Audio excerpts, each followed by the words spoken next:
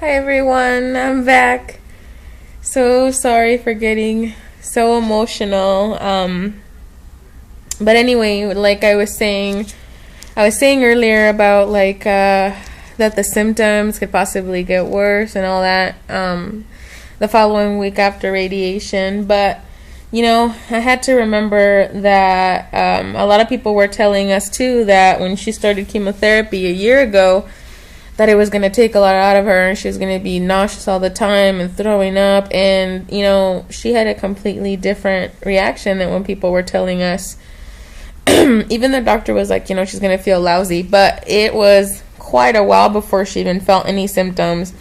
And when people looked at her, they were like, you're not going through chemotherapy. She had a complete different reaction. So when she came back from her first radiation, when I was recording earlier, she came back feeling a lot better. I noticed that I hadn't noticed in the morning that her sores are starting to dry out now and her swelling isn't as bad as it was last night. So that's good, because they started putting ointment on her lip 3 times a day. So maybe the ointment is helping a lot. It looked a lot worse at night, but I didn't really get to take a good look at it this morning, but it looks better this morning. And she had a great sense of humor. She's come back from her first radiation and she hasn't felt any nausea. She ate breakfast and so far she's kept her breakfast down. She said it actually felt good having something fall into her stomach. So, that saying, she always tells me, don't cry before they spank you. And so over here worrying about her when she possibly might not even have that bad reaction. And I have to remember that sometimes. So just take it a day at a time and don't worry about, the future, because you just don't know. You just don't know. So I was able to sort of, calm down a little bit from earlier. But it was nice because my uncle is here starting his shots for his stem cells, and they came to visit us a little while ago.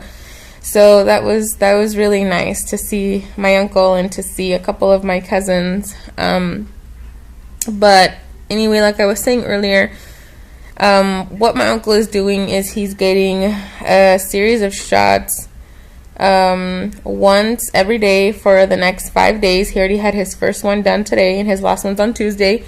And they're just basically shots to encourage his body to produce more stem cells, because my mom needs the stem cells for her transplant. So they need to encourage his body to make a lot so that the doctors have enough stem cells taken out of him on Tuesday to be able to implant them on my mom that following day, Wednesday. And that's basically the transplant.